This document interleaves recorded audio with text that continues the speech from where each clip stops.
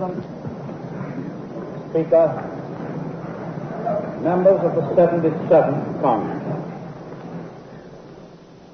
I address you, the members of this new Congress, at a moment unprecedented in the history of the Union. I use the word unprecedented because at no previous time has American security been as seriously threatened from without as it is today. Since the permanent formation of our government under the Constitution in 1789, most of the periods of crisis in our history have related to our domestic affairs. And fortunately, only one of these, the 4-year war between the states, ever threatened our national unity. Today, thank God, 130 million Americans in 48 states have forgotten points of the compass in our national unity.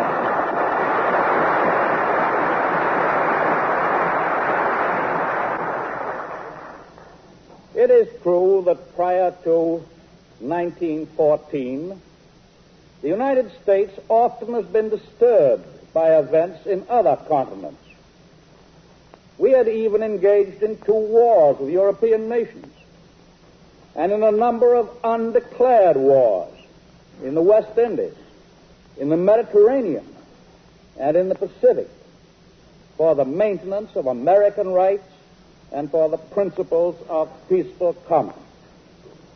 But in no case had a serious threat been raised against our national safety or our continued independence. What I seek to convey is the historic truth that the United States as a nation has at all times maintained opposition, clear, definite opposition, to any attempt to lock us in behind an ancient Chinese wall while the procession of civilization went past. Today, thinking of our children and of their children, we oppose enforced isolation for ourselves or for any other part of the Americas.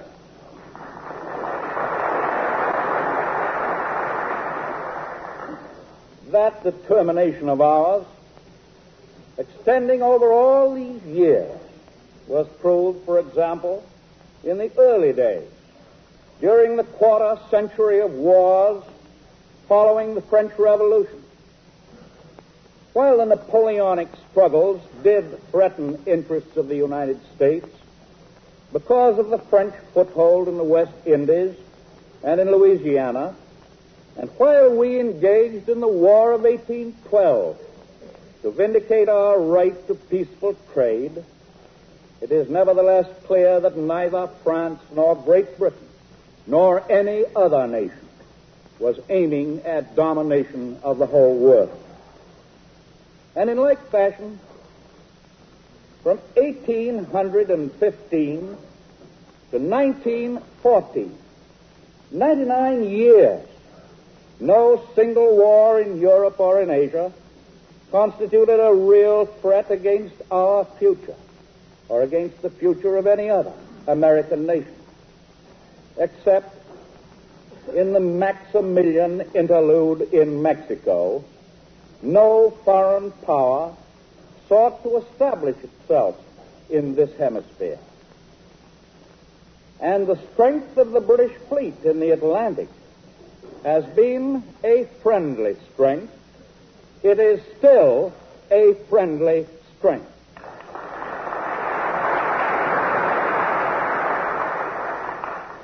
Even when the World War broke out in 1914, it seemed to contain only small threat of danger to our own American future. But as time went on, as we remember, the American people began to visualize what the downfall of democratic nations might mean to our own democracy. We need not overemphasize imperfections in the Peace of Versailles. We need not harp on failure of the democracies to deal with problems of world reconstruction. We should remember that the peace of 1919 was far less unjust than the kind of pacification which began even before Munich and which is being carried on under the new order of tyranny that seeks to spread over every continent today. The American people have unalterably set their faces against that tyranny.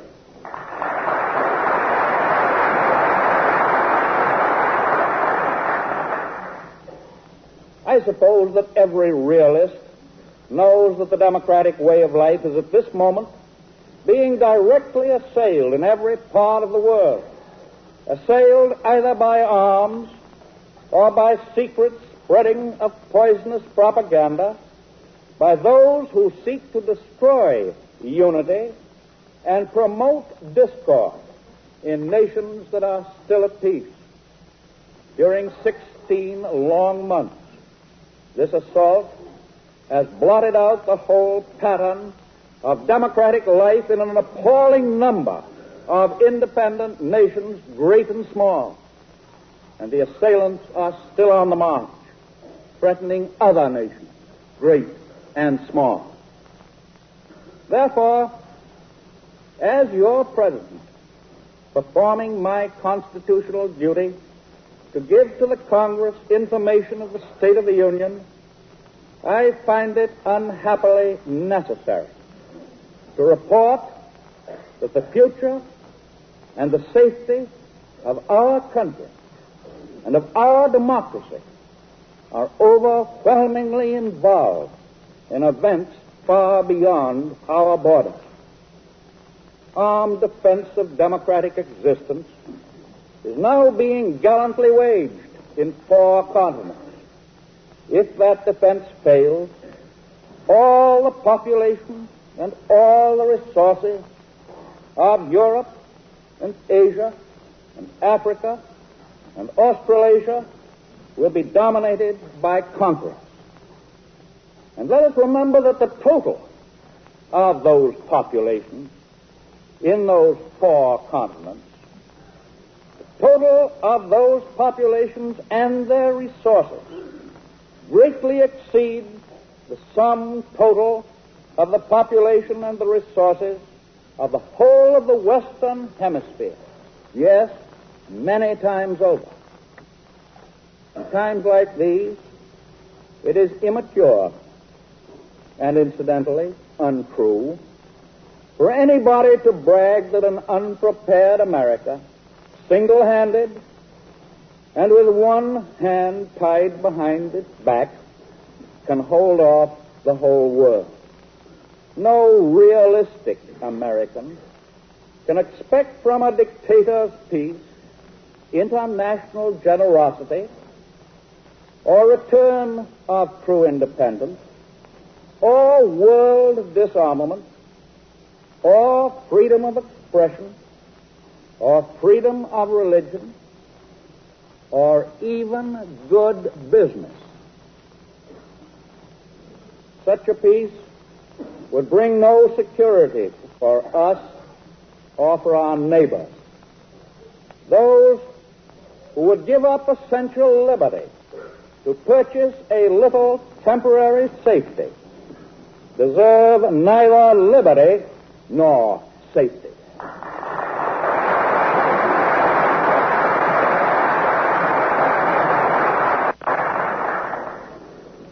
As a nation, we may take pride in the fact that we are soft-hearted, but we cannot afford to be soft-headed.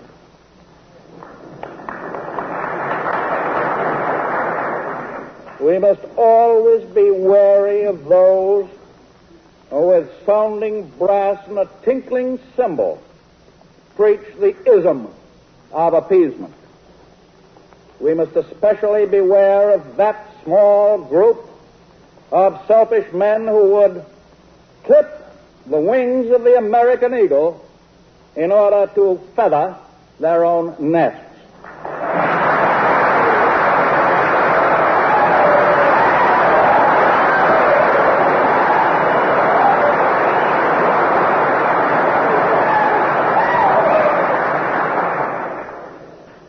I have recently pointed out how quickly the tempo of modern warfare could bring into our very midst the physical attack which we must eventually expect if the dictator nations win this war. There is much loose talk of our immunity from immediate and direct invasion from across the seas. Obviously, as long as the British Navy retains its power, no such danger exists. Even if there were no British Navy, it is not probable that any enemy would be stupid enough to attack us by landing troops in the United States from across thousands of miles of ocean until it had acquired strategic bases from which to operate. But we learn much from the lessons of the past years in Europe, particularly the lesson of Norway, whose essential seaports were captured by treachery and surprise built up over a series of years. The first phase of the invasion of this hemisphere would not be the landing of regular troops. The necessary strategic points would be occupied by secret agents and by their dupes, and great numbers of them are already here and in Latin America. As long as the aggressor nations maintain the offensive, they, not we, will choose the time and the place and the method of their attack. And that is why the future of all the American republics is today in serious danger. That is why this annual message to the Congress is unique in our history. That is why every member of the executive branch of the government and every member of the Congress face great responsibility, great accountability. The need of the moment is that our actions and our policy should be devoted primarily, almost exclusively, to meeting this foreign peril. For all our domestic problems are now a part of the great emergency. Just as our national policy in internal affairs has been based upon a decent respect for the rights and the dignity of all of our fellow men within our gates, so our national policy in foreign affairs has been based on a decent respect for the rights and the dignity of all nations, large and small. And the justice of morality must and will win in the end.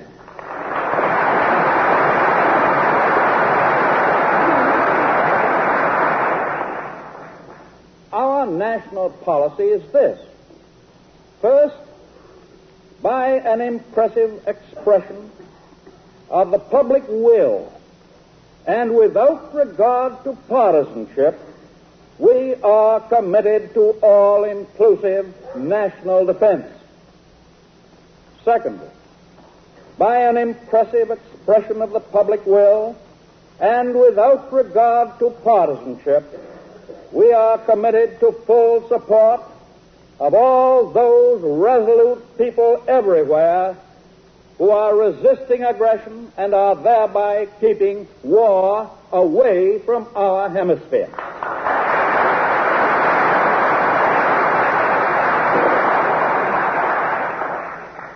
By this support, we express our determination that the democratic cause shall prevail, and we strengthen the defense and the security of our own nation. Third, by an impressive expression of the public will, and without regard to partisanship, we are committed to the proposition that principles of morality and considerations for our own security will never permit us to acquiesce in a peace dictated by aggressors and sponsored by appeasers.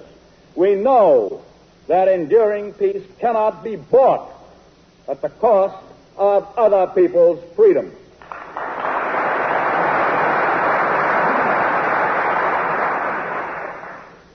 In the recent national election, there was no substantial difference between the two great parties in respect to that national policy.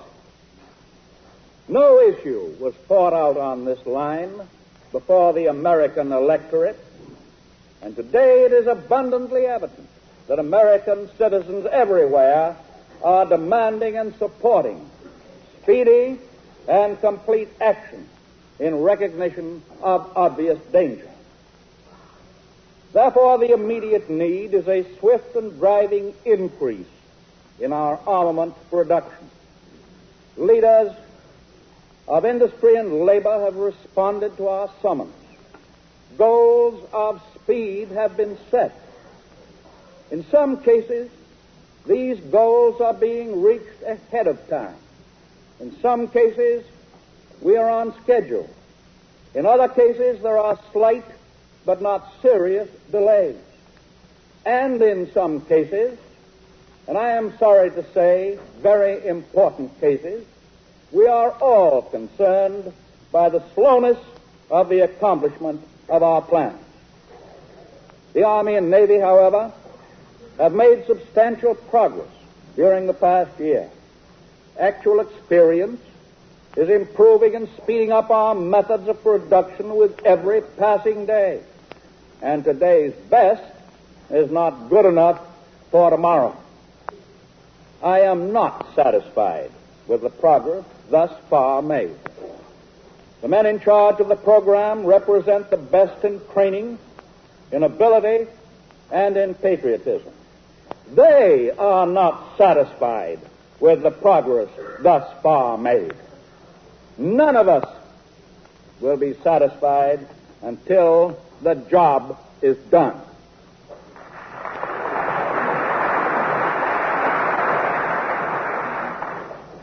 No matter whether the original goal was set too high or too low, our objective is quicker and better results.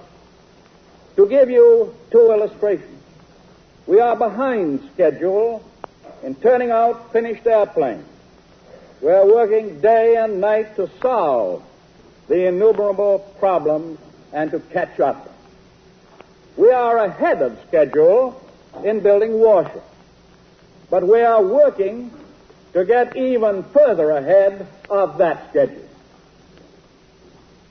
To change a whole nation from a basis of peacetime production of implements of peace to a basis of wartime production of implements of war is no small task.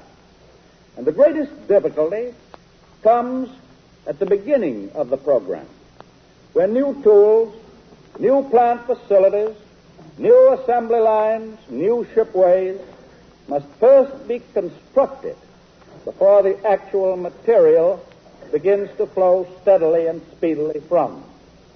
The Congress, of course, must rightly keep itself informed at all times of the progress of the program. However, there is certain information, as the Congress itself will readily recognize, which in the interests of our own security and those of the nations that we are supporting must of needs be kept in confidence. New circumstances are constantly begetting new needs for our safety.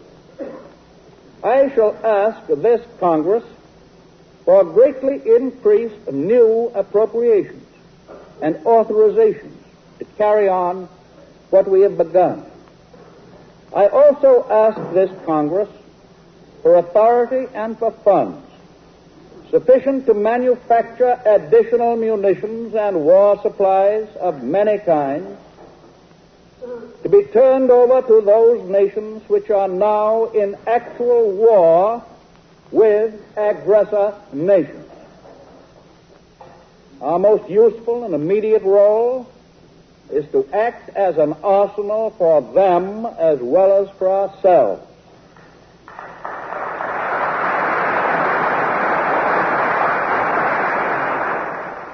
They do not need manpower, but they do need billions of dollars worth of the weapons of defense.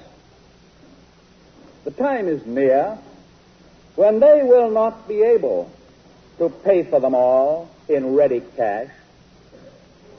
We cannot and we will not tell them that they must surrender merely because of present inability to pay for the weapons which we know they must have.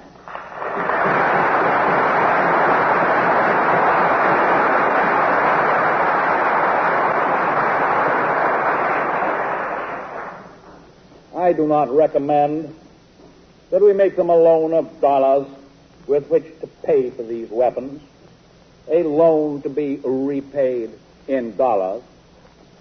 I recommend that we make it possible for those nations to continue to obtain war materials in the United States, fitting their orders into our own program, and nearly all of their material would, if the time ever came, be useful in our own defense. Taking counsel of expert military and naval authorities, considering what is best for our own security, we are free to decide how much should be kept here and how much should be sent abroad to our friends who, by their determined and heroic resistance, are giving us time in which to make ready our own defense.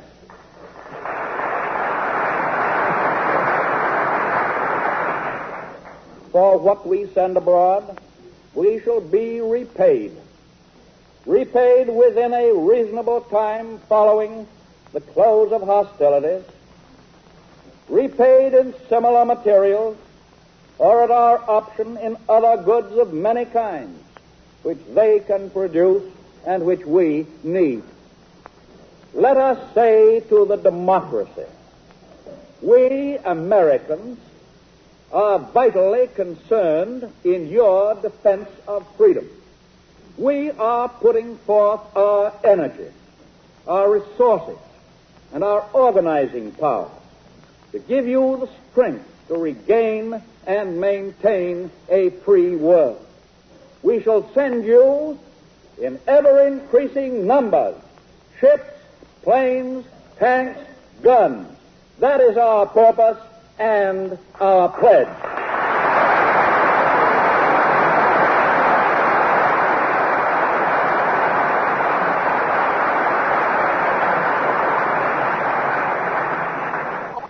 In fulfillment of this purpose, we will not be intimidated by the threats of dictators that they will regard as a breach of international law or as an act of war our aid to the democracies which dare to resist their aggression.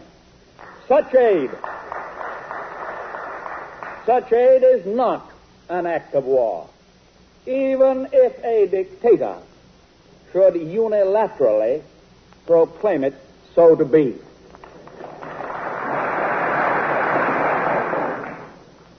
And when if the dictators are ready to make war upon us, they will not wait for an act of war on our part. They did not wait for Norway or Belgium or the Netherlands to commit an act of war.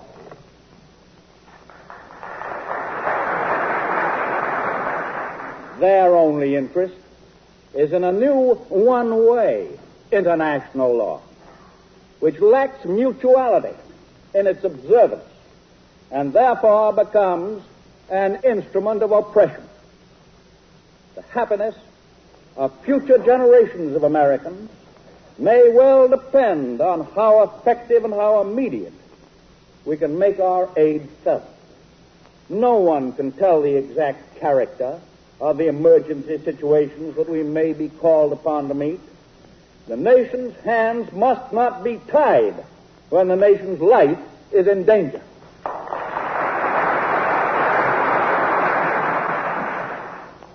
Yes, and we must prepare, all of us prepare, to make the sacrifices that the emergency, almost as serious as war itself, demands. Whatever stands in the way of speed and efficiency in defense preparations of any kind must give way to the national need. A free nation has the right to expect full cooperation from all groups. A free nation has the right to look to the leaders of business, of labor, and of agriculture to take the lead in stimulating effort, not among other groups, but within their own groups. The best way of dealing with the few slackers or troublemakers in our midst is first to shame them by patriotic example. And if that fails, to use the sovereignty of government to save government.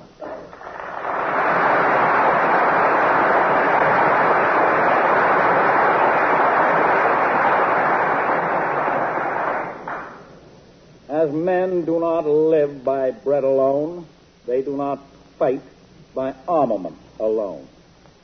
Those who man our defenses and those behind them who build our defenses must have the stamina and the courage which come from unshakable belief in the manner of life which they are defending. The mighty action that we are calling for cannot be based on a disregard of all the things worth fighting for. The nation takes great satisfaction and much strength from the things which have been done to make its people conscious of their individual stake in the preservation of democratic life in America. Those things have toughened the fiber of our people, have renewed their faith, and strengthened their devotion to the institutions we make ready to protect. Certainly, this is no time for any of us to stop thinking about the social and economic problems which are the root cause of the social revolution which is today a supreme factor in the world. For there is nothing mysterious about the foundations of a healthy and strong democracy. The basic things expected by our people of their political and economic systems are simple. They are equality of opportunity for youth and for others, jobs for those who can work, security for those who need it, the ending of special privilege for the few, the preservation of civil liberties for all, the enjoyment of the fruits of scientific progress in a wider and constantly rising standard of living. These are the simple, the basic things that must never be lost sight of in the turmoil and unbelievable complexity of our modern world. The inner and abiding strength of our economic and political systems is dependent upon the degree to which they fulfill these expectations. Many subjects connected with our social economy call for immediate improvement. As example, we should bring more citizens under the coverage of old age pensions and unemployment insurance. We should widen the opportunities for adequate medical care. We should plan a better system by which persons deserving or needing gainful employment may obtain it. I have called for personal sacrifice, and I am assured of the willingness of almost all Americans to respond to that call. A part of the sacrifice means the payment of more money in taxes. In my budget message, I will recommend that a greater portion of this great defense program be paid for from taxation than we are paying for today. No person should try or be allowed to get rich out of the program.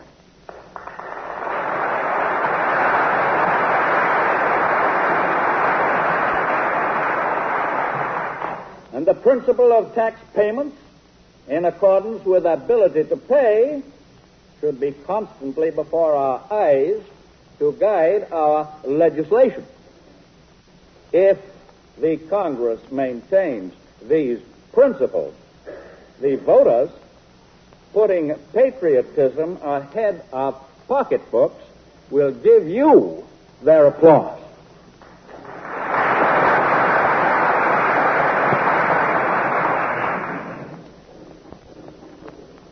In the future days, which we seek to make secure, we look forward to a world founded upon four essential human freedoms.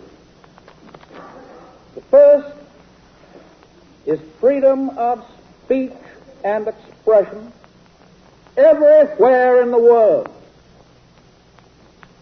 The second is freedom of every person to worship God in his own way everywhere in the world. The third is freedom from want, which translated into world terms means economic understandings which will secure to every nation a healthy, peacetime life for its inhabitants everywhere in the world. The fourth is freedom from fear, which translated into world terms means a worldwide reduction of armaments to such a point and in such a thorough fashion that no nation will be in a position to commit an act of physical aggression against any neighbor anywhere in the world.